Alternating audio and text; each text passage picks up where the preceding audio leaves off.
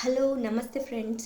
ಇವಾಗ ನಾನು ನಮ್ಮ ಒಂದು ಹನುಮಂತವ್ರ ಬಗ್ಗೆ ಮಾತಾಡಬೇಕು ಅಂತ ಅಂದ್ಕೊಂಡಿದ್ದೀನಿ. ನಿನ್ನೆ ತಾನೇ ಬಿಗ್ ಬಾಸಲ್ಲಿ ಗೆದ್ದು ಬಂದರು. ಇದು ತುಂಬ ಖುಷಿಯಾದ ವಿಚಾರ. ಅವರಿಗೆ ನಮ್ಮೆಲ್ಲರ ಕಡೆಯಿಂದ ಶುಭಾಶಯಗಳು. ಇವಾಗ ನಾನು ಅವ್ರ ಬಗ್ಗೆ ಅನಿಸಿಕೆ ಹೇಳಬೇಕು ಅಂದ್ಕೊಂಡಿದ್ದೀನಿ. ಏನಪ್ಪ ಅಂತಂದರೆ, ಈ ಒಂದು ಕೆಲವು ಕಡೆಗಳಲ್ಲಿ ಏನು ಹೇಳ್ತಾ ಇದ್ದಾರೆ ಅಂತಂದರೆ, ಸಿಂಪತಿ ಬೇಸ್ ಮೇಲೆ ಅವರು ಗೆದ್ದಿದ್ದಾರೆ ಅಂಥೇಳಿ.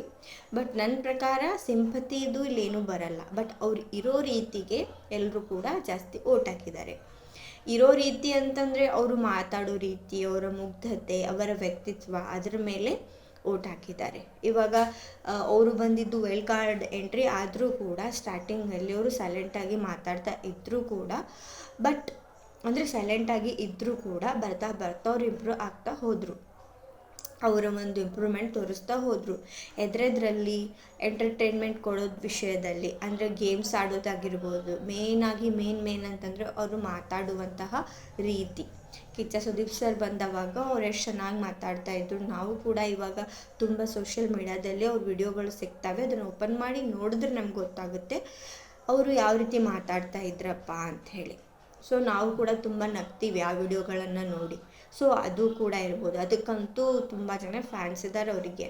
ಅದೊಂದು ಗೇಮ್ ಆಡ್ತಾರಲ್ಲ, ಅದಕ್ಕೂ ಕೂಡ ಅಂದರೆ ಪ್ರತಿಯೊಂದು ಕೂಡ ಅವರಲ್ಲಿದೆ. ಆಮೇಲೆ ಸಂಗೀತ, ಅದು ಕೂಡ ಎಂಟರ್ಟೈನ್ಮೆಂಟ್. ಹಾಡಿ ಅವರು ಎಂಟರ್ಟೈನ್ಮೆಂಟ್ ಕೊಟ್ಟಿದ್ದಾರೆ. ಇದಿಲ್ಲಪ್ಪ ಅನ್ನೋ ಥರ ಯಾವುದೂ ಇಲ್ಲ. ಸೊ ಅವರು ಫಿನಾಲೆವರೆಗೂ ಬಂದು ನಂತರ ಅಭಿಮಾನಿಗಳು ಅಥವಾ ಅವರನ್ನು ಇಷ್ಟಪಡೋರು ಎಲ್ಲರೂ ಓಟ್ ಹಾಕಿದ್ದಾರೆ. ಸೊ ಅವರು ಗೆದ್ದು ಬಂದಿದ್ದಾರೆ.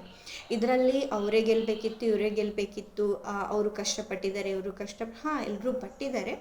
ಬಟ್ ಏನಂತಂದರೆ, ಇವರು ಇರುವಂತಹ ರೀತಿಗೆ ಎಲ್ಲರೂ ಕೂಡ ಅವರಿಗೆ ಓಟ್ ಹಾಕಿದ್ದಾರೆ ಅಷ್ಟೇ. ಅದಕ್ಕೆ ಅವರು ಗೆದ್ದಿದ್ದಾರೆ.